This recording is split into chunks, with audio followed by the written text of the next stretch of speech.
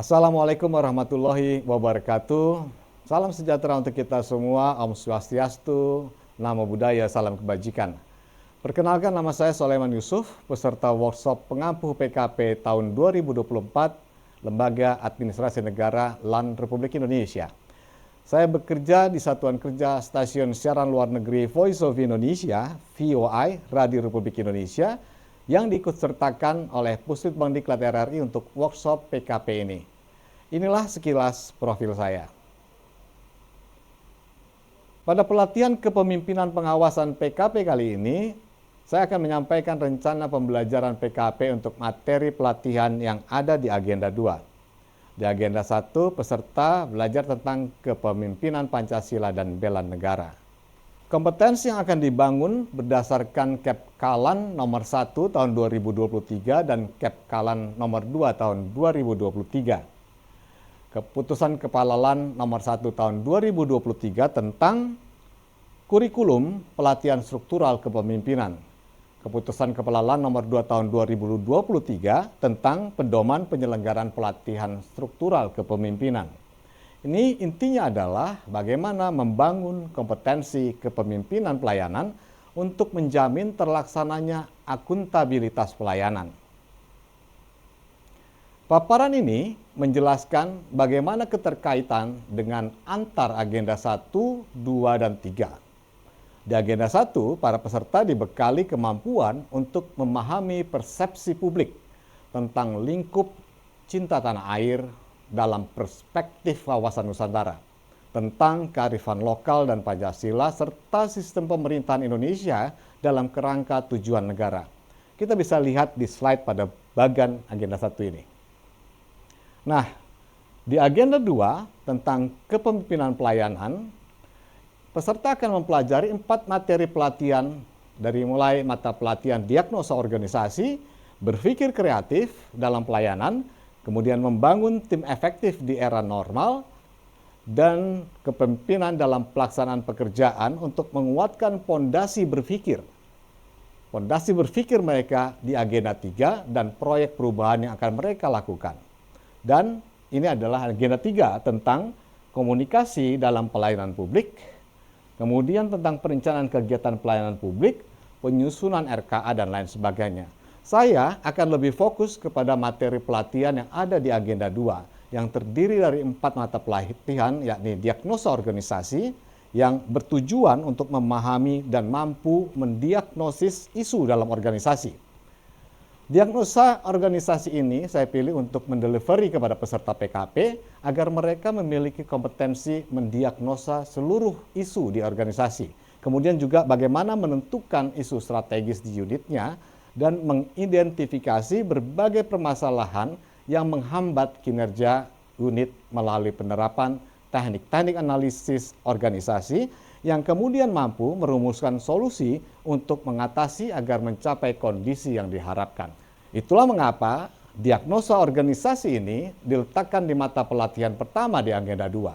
Sebelum para peserta mempelajari tentang materi berpikir kreatif yang bertujuan untuk melakukan inovasi dalam pelayanan publik, kemudian juga mata pelatihan ketiga membangun tim efektif, kemampuan memahami pelayanan publik yang prima tentu saja dengan membangun tim kerja yang partisipatif dan efektif.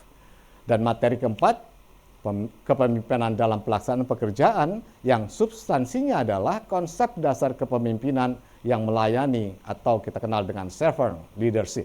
Kegiatan PKP ini dilakukan melalui 3 fase, yaitu pembelajaran mandiri atau self-learning, di mana fasilitator akan memberikan penugasan yang berkaitan dengan mempelajari mata latihan, baik itu dasar maupun pilihan, serta makalah di isu agenda 2.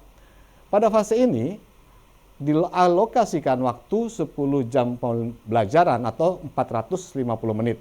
Di mana peserta menggunakan Learning Management System atau LMS untuk berinteraksi dan mendapatkan informasi mengenai konten secara online. Karena rencana pembelajaran ini di agenda 2, maka tugas yang dibuat atau dipelajari berkaitan dengan 4 mata pelajaran. Diagnosa organisasi, berpikir kreatif dalam pelayanan, membangun tim efektif, dan kepemimpinan dalam pelaksanaan pekerjaan. Pada pembelajaran jarak jauh atau distance learning, metode yang disampaikan adalah sinkronus dan asinkronus.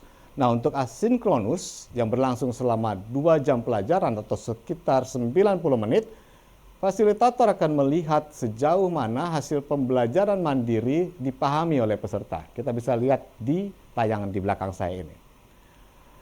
Ini dapat dilakukan melalui tanya jawab atau kuis atau games atau juga melalui overview model agenda 2 dan keterkaitannya dengan agenda 1, agenda 3, dan agenda 4. Fasilitator juga akan menelaah hasil esai peserta dan sesi ini akan diakhiri dengan penjelasan tugas hari ke-1 asinkronus. Tentu saja, menghadapi pembelajaran jarak jauh atau distance learning ini ada kelebihan dan ada kekurangan. Kekurangan dari belajar jarak jauh ini paling tidak ada 2, yakni kurangnya interaksi sosial antar peserta dan fasilitator, serta kesulitan dalam berkomunikasi. Kalau fasilitas Zoom saat ini semakin dilengkapi, tetapi hambatan-hambatan itu masih saja ada. Maka itu perlu di-maintenance perhatian, interaksi, dan partisipasi peserta melalui hal-hal yang menarik, seperti ice breaking, games ringan, atau perkenalan satu sama lain dalam komunikasi. Ini disebut dengan proses AIDA, Attention, Interest, Desire, Decision, and Action. Pada metode asinkronus yang berlangsung selama 6 JP atau 270 menit, peserta diberikan tugas kelompok untuk membuat resume. Nah, ini bisa dilihat pada asinkronus ada tugas kelompok membuat resume, mengidentifikasi dan mendeskripsikan permasalahan terkait 2 mata pelatihan, kemudian dibagi dalam 3 kelompok. Kelompok 1 itu berpikir kreatif dalam pelayanan, kelompok 2 diagnosa organisasi dan berpikir kreatif dalam pelayanan, dan kelompok 3 membangun tim efektif di era new normal. Ini akan dituangkan dalam bentuk makalah 3 halaman dan disertai dengan PowerPoint. Di hari kedua juga masih dilakukan distance learning untuk metode sinkronus yang berlangsung selama 4 JP atau 180 menit. Ini bisa dilihat pada hari kedua tentang sinkronus yang 4 JP. Dari mulai kegiatan pembelajaran, membangun suasana, review pembelajaran sinkronus hari ke-1, kemudian paparan tugas individu, mengidentifikasi dan mendeskripsikan permasalahan terkait 4 mata pelatihan dalam agenda 2 di lingkup instansi atau unit kerja. Juga dilakukan paparan tugas kelompok, mulai dari pembulatan, mengkaitkan dengan agenda 3 dan 4, serta memberikan motivasi untuk melaksanakan tugas-tugas kelompok dan individu. Di hari kedua, distance learning untuk metode asinkronus berlangsung selama 8 JP, sekitar 360 menit.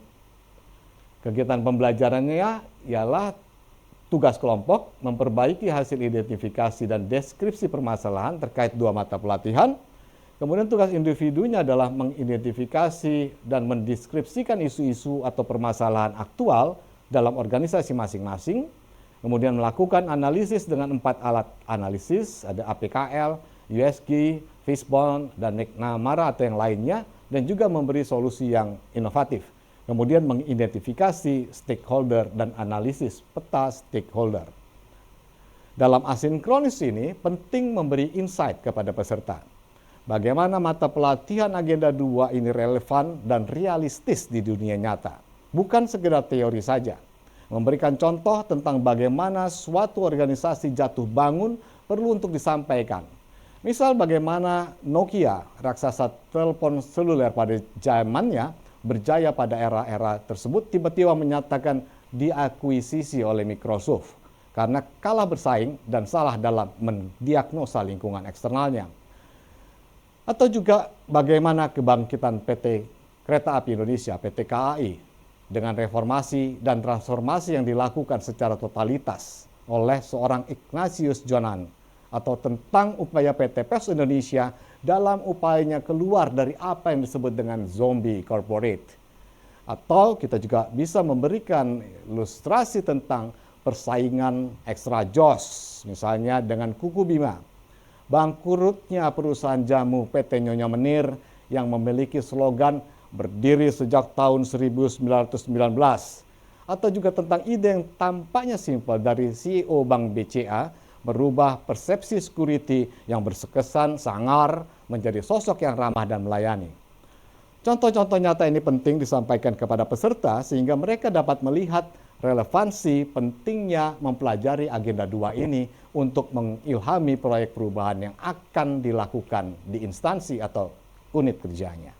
Pada pembelajaran klasikal yang berlangsung 3 kali dengan durasi keseluruhan 26 JP, para peserta di hari pertama selama 9 JP memberikan apersepsi atau fasilitator memberikan apersepsi yang akan diarahkan untuk mengamati secara sadar tentang segala sesuatu dalam dirinya, diri peserta tentu saja, yang menjadi dasar perbandingan untuk bisa menerima ide baru. Tujuannya adalah agar peserta bisa menguasai pelajaran lama dan menyerap pelajaran baru. Ini bisa dilakukan dengan banyak hal, misalnya dengan kuis singkat, menampilkan video yang berkaitan dengan materi, atau permainan kecil yang berkaitan dengan materi dalam kegiatan belajar tersebut. Di hari kedua, yang berlangsung selama 12 JP akan dibagi dalam 3 sesi. Yang pertama adalah sesi 1 sharing dan tanya jawab, kemudian sesi 2 brainstorming tentang membangun tim efektif, dan yang ketiga adalah membuat desain dan melakukan seminar strategi membangun tim efektif. Di hari ketiga yang berlangsung selama 5 JP, ini akan dilakukan dengan paparan strategi membangun tim efektif, evaluasi modul 1, 2, 3, dan 4, kemudian penguatan agenda 2, dan paparan tanya jawab serta feedback atau umpan balik. Seluruh aktivitas ini dilakukan dengan memanfaatkan metode ceramah dan tanya jawab dan berlangsung secara interaktif. Bapak, Ibu yang saya hormati, izinkan saya mengakhiri presentasi rencana pembelajaran ini dengan semboyan terkenal yang disampaikan oleh Bapak Pendidikan Nasional kita, Ki Hajar Dewantara. Ing ngarso sung tulodo, ing madya mangun karso, tuturi handayani. Di depan harus menjadi tauladan. Di tengah harus membangun ide dan gagasan, dan di belakang harus bisa memberikan dorongan.